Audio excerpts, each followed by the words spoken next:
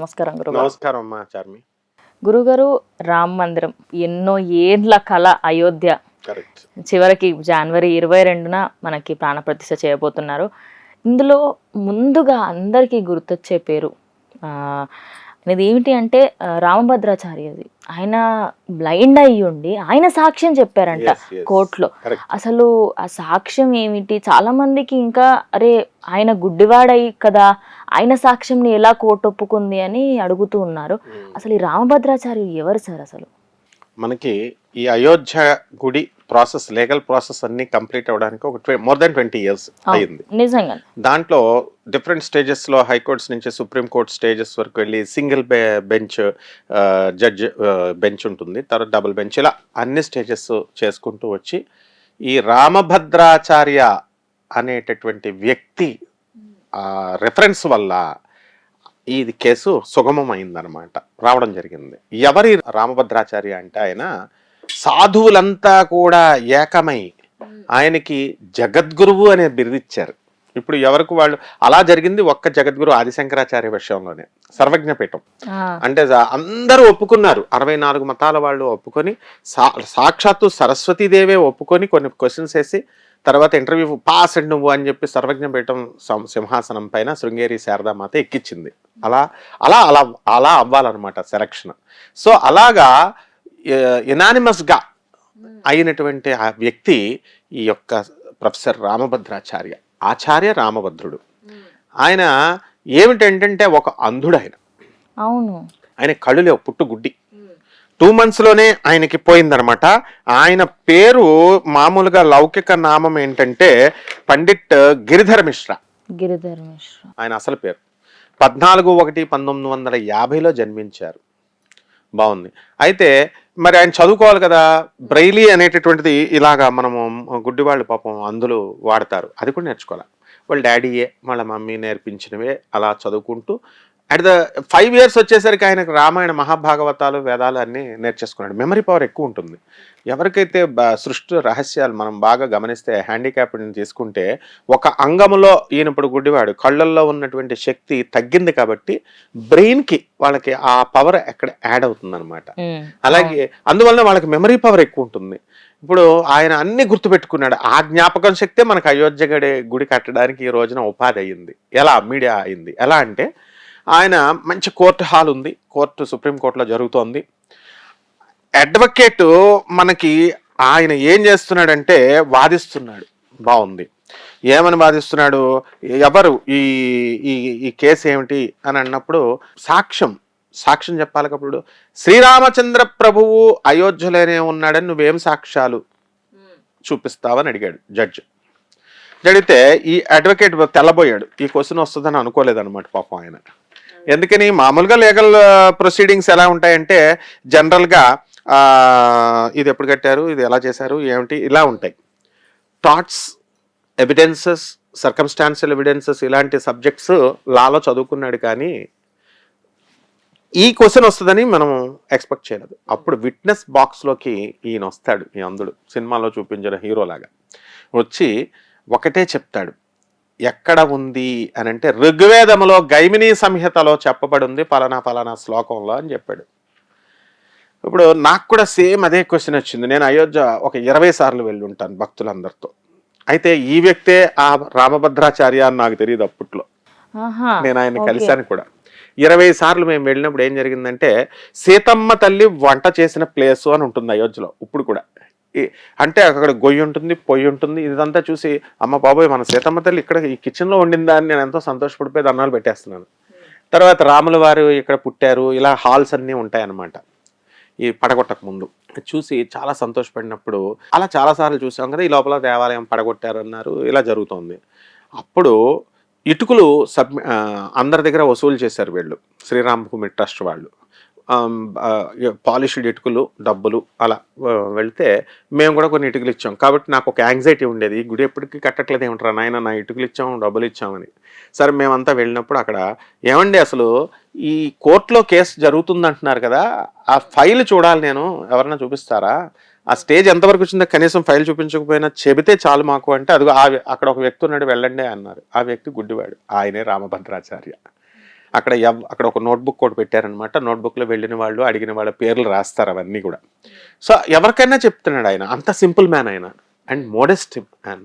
ఆయన ఏం చేశాడో తెలుసా, ఆయన జగద్గురు రామభద్రాచార్య హ్యాండిక్యాప్డ్ యూనివర్సిటీ అని చెప్పి ఆయన చిత్రకూటలో చండీకుర్డ్ జాన్పూర్ జిల్లాలో ఈయన స్థాపించారు. అంటే కేవలము ఈ అంధుల కోసం చక్కగా ఈ సాంప్రదాయబద్ధమైనటువంటి సాంస్క్రిట్, జ్యోతిషము ఇలాంటి కోర్సులు కాకుండా బిఏ, బీకామ్, బిఎడ్ కోర్సులు కూడా ఆ యూనివర్సిటీలో ఉన్నాయన్నమాట. అలాగే తులసి స్కూల్ ఫర్ ద బ్లైండ్, తర్వాత రామభద్ర వికలాంగ సేవా సంఘ కంచ్ మందిర్, ఇలాగనమాట. ఈయనే దానికి ఛాన్సలర్ ఆయన. ఇప్పుడు మన జేఎన్టీ ఉంది, దానికి ఛాన్సలర్ ఎవరు? మన గవర్నర్ ఆఫ్ తెలంగాణ అనమాట, తమిళసాయి మేడం. ఆవిడ ఛాన్సలర్, వైపీసీ వేరేగా ఉంటారు. అలా ఆ యూనివర్సిటీకి తమిళసాయి మేడం హోదాలో ఆయన అక్కడ ఛాన్సలర్గా ఉన్నాడు. బాగుంది, ఓకే. ఇక్కడ ఏంటంటే ఈ కోర్టు మంచిగా జరుగుతుంది, సాక్ష్యం చూపించమని ఆ అడ్వకేట్ పేరు కూడా ఉంది. ఆ అడ్వకేట్ సర్వాణం గారు అని చెప్పేసి ఆయన ఏం చేశాడంటే ఈ క్వశ్చన్కి బిత్తరపోయాడు. ఏం చెప్పాలరా బాబు అని చెప్పి ఏం చేయాలి, వీళ్ళు వాయిదా తీసుకుంటారు అంతే, నెక్స్ట్ వాయిదా తీసుకుంటారు. అలాగా కొంత టైము ఇదే అవుతూ ఉంటుంది. అటువంటి టైంకి ఛాన్స్ ఇవ్వకుండా ఈయన ఏం చేశాడు, ఫలానా ఋగ్వేదంలో ఫలానా సంహితలో అని చెప్పాడు కదా. అంటే ఇప్పుడు సరయూ నది, ఇది ఈ రామాయణ కథ ఇప్పుడు జరిగింది 5000 సంవత్సరాల బ్యాక్ జరిగింది. ద్వాపరయుగానికి ముందు త్రేతాయుగం. అంటే రఫ్గా మనం తీసుకుంటే ఒక్కొక్క యుగానికి 25 సంవత్సరాలు. కలియుగం ప్రథమ పాదం 5000 సంవత్సరాలు, రెండోది 5000, మూడోది 5000, నాలుగోది 5000, అలా వేసుకుంటే ఒక 20 సంవత్సరాల బ్యాక్ ఇది ద్వాపరయుగం. దానికంటే ముందు త్రేతాయుగం. పోనీ రఫ్గా వాళ్ళ క్యాలిక్యులేషన్స్ ఏవో ఉన్నాయి. ఆర్కియలాజికల్ డిపార్ట్మెంట్ కొన్ని 1000 సంవత్సరాలు జరిగింది కాబట్టి ఆ టైంలో మరి నదీ ప్రవాహం పక్కకు తప్పుతుంది. నది ఇలాగే ఇప్పుడు గోదావరి నది ఇలా పారుతుంది అనుకో, అది అలాగే ఉండదు. యుగాలు మారినాయి, ప్రళయాలు జరిగినాయి కాబట్టి ఆ నదీ ప్రవాహం ఇలా తిరగొచ్చు. నెక్స్ట్ రెండవది, ఈ బిల్డింగ్స్ అన్ని కుప్పకూలిపోతాయి, భూమి అర్త్క్వేక్లు వచ్చి అన్ని క్రిందకు వెళ్ళిపోవడం ఇవన్నీ జరిగినాయి. సో అప్పుడు అద్భుతమైన అందులో సరయూ నది ఒడ్డున సో కిలోమీటర్ల ఎంత దూరంలో ఆ రామనామం ఉన్నంత వరకు అక్కడ ఏ భక్తుడిని అడిగినా చెప్తాడు, ఆయనే కాదనమాట. నేను అయోధ్య వెళ్ళినప్పుడు ఇదే రాముడు ప్లేస్ అని ఎలాగా మీరు చెప్తారు, ఇక్కడే రాముడు పుట్టాడు, ఇక్కడే సీతాదేవి వంట చేసిందని మీరు ఎలా చెప్తున్నారన్నాను. అప్పుడు నది ప్రవాహం మారింది నాయన. సరయూ నది ఉన్నంత కాలం, రామనామం ఉన్నంత కాలం, ఆ సూర్యచంద్రులు ఉన్నంత కాలం ఇది కంపల్సరీ. అయోధ్య పట్టణము సరయూ నదీ తీరాన లాంగిట్యూడ్ లాటిట్యూడ్ ఎలాగైతే తీసుకుంటామో మనం, దాని ప్రకారం ఇదే ఎగ్జాక్ట్ ప్లేస్ అని ప్రతి మామూలు ఆర్డినరీ లే మ్యాన్ కూడా చెప్తాడనమాట. That's what exactly this professor Rambhadracharya గారు కోర్టులో నివేదించారనమాట. వెంటనే ఆయన జడ్జ్ సంతోషపడి అన్ని తెప్పించి చూపించారు. అసలు గుడ్డివాడు వీడికి ఎంత మెమరీ పవర్ ఎక్కడి నుంచి రా నాయన అనుకున్నాడు. ఆయన కొన్ని లక్షల మంది, ఇందిరాగాంధీ గారు ఈయన కళ్ళకు ఆపరేషన్ ఇస్తానంది. ఒక ఎలక్ట్యూషన్ కాంపిటీషన్ జరుగుతుంది అక్కడ, ఇందిరాగాంధీ ఉండగా ఆయన ఎంత అనర్గళంగా చెప్పేసరికి ఇందిరాగాంధీ చూస్తే పాపం కళ్ళు లేవని తెలిస్తే ఫారిన్ వెళ్ళి కళ్ళు ఆపరేషన్ చేస్తానంటే ఒప్పుకోలే. రాముడు నాకు ఈ ప్రపంచాన్ని చూడొద్దన్నాడు, అందుకని నేను ఇలా గుడ్డిగానే ఉండిపోతాను, ఆపరేషన్ చేయించుకోను అన్నాడు. అంత సింపుల్, మోడెస్ట్, గొప్ప మనిషి అమ్మ ఈ రామభద్రాచార్యులు వారు. గురుగారు, మరి రామభద్రాచార్యులకి అంటే ఎన్ని స్పెషాలిటీస్ ఉన్నాయి, ప్రత్యేకతలు ఏమేమి ఉన్నాయి? అంటే గుడ్డివాడైనప్పటికీ సాక్ష్యం చెప్పగలిగాడు, అన్ని గుర్తుపెట్టుకున్నాడంటే ఖచ్చితంగా ఇంకేవో కళలైతే వచ్చి ఉంటాయి. ఏమేమి వచ్చు ఆయనకి? పివి నరసింహారావు గారు కేవలం 14 భాషల్లో మాత్రమే నిష్ణాతుడు. 14 భాషల్లో అనర్గళంగా చెప్పేవాడు. మన రామభద్రాచార్యులు వారు 22 భాషలు వచ్చి ఈయనకి. అండ్ అందులోనూ దైవ భాషలైనటువంటి మైథిలి, అవధి ఇలాంటి భాషలు, బిసైడ్స్ సాంస్క్రిట్, హిందీ ఇవన్నీ కూడా. అలాగే ఈయన 100 పుస్తకాలు రాశాడు, 50 పేపర్స్ డిసర్టేషన్స్ యూనివర్సిటీకి సబ్మిట్ చేశాడు, 5 గోల్డ్ మెడల్ సంపాదించాడు. తర్వాత తులసి రామచరితమానస్ అంటే అథారిటేటివ్ ఆయన్నే అడుగుతారన్నమాట. అంటే ఇప్పుడు పోతన భాగవతం ఉంది, తెలుగులో భాగవతం అంటే ఎవరిని అడుగుతాం మనం? పోతన్ని అడుగుతాం. అలాగే మహాభారతం అనగానే మనం ఎవరిని అడుగుతాము? నన్నయ్య, తిక్కన, ఎర్రన్న అంటే. అందులో నన్నయ్య మా ఊరాడు అనమాట, రాజమండ్రిలో ఆయన విగ్రహం పెట్టించారు. అలాగే భాగవతం అని అనగానే ఆంధ్ర మహాభాగవతం అని అనగానే పోతనామాత్యుడిని. ఓకే. అలాగే రామచరితమానస్, తులసి రామచరితమానస్ అనగానే ఎవరిని అడగరట, ఆచార్య రామభద్రాచార్యుడే authoritative, he is the greatest authority అని చెప్పి ఇండియన్ గవర్నమెంట్ గుర్తించింది. అలాగే ఆయన సాంస్క్రిట్లో గ్రామర్, వ్యాకరణ శాస్త్రం చదివాడు, న్యాయమీమాంస, వేదాంతం చదివాడు, అండ్ క్రిటికల్ ఎడిషన్ ఆఫ్ రామచరిత మానస్కి ఎడిటర్గా పనిచేశాడు. ఆయన కథా ఆర్టిస్ట్ రామాయణ మహాభాగవతాలకి.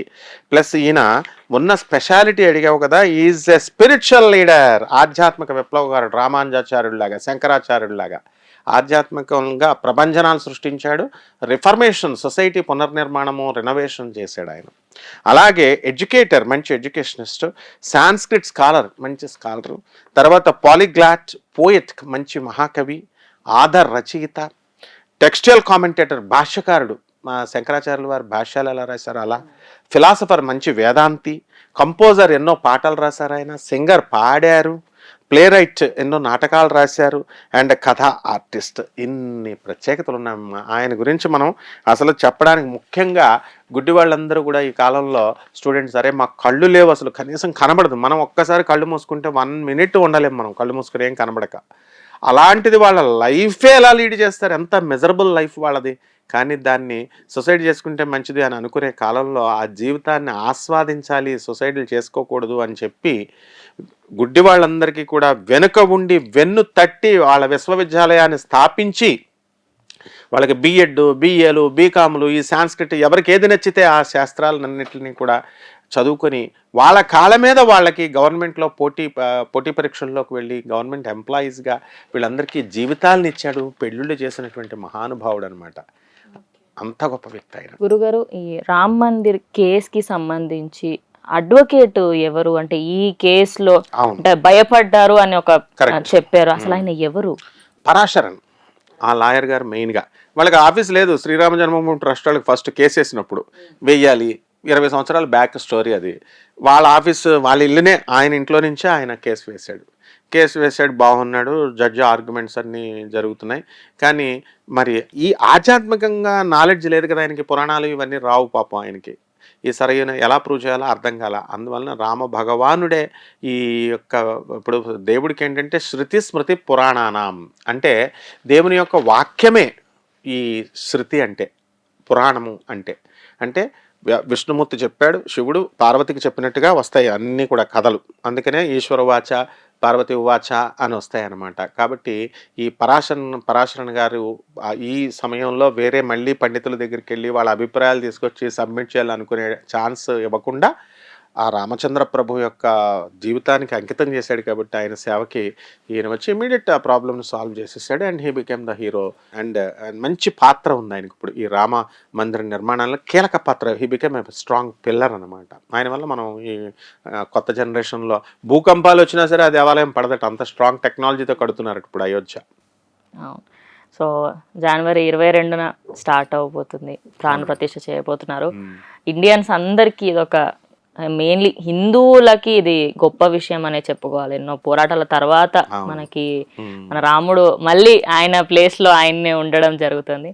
ధన్యవాదాలు. పదాలు తెలియని పెదవులకు అమృత వాక్యం అమ్మ. సంతానలేమి సమస్యతో బాధపడుతున్న ప్రతి స్త్రీమూర్తి బాధను మేము అర్థం చేసుకోగలం. 49 వరల్డ్ బెస్ట్ ఎంబ్రియాలజీ ల్యాబ్ మరియు జిల్ట్రిక్స్ అలారం సిస్టాన్ని మొట్టమొదటిసారిగా ఏపీ మరియు తెలంగాణలో ఈ నెల 9న ప్రముఖ సినీ నటి స్నేహ, స్పెయిన్ దేశానికి చెందిన international senior embryologist Javier Herrera గారు ప్రారంభించారు. ఈ శుభతరుణంలో రక్త పరీక్షలు, AMH test, RBS, సెమిన్ analysis, ultrasound scan, follicle scan ఈ నెల 31 వరకు ఉచితంగా అందిస్తుంది. 49 49 అంటే సంతానం, 49 అంటే సంతోషం.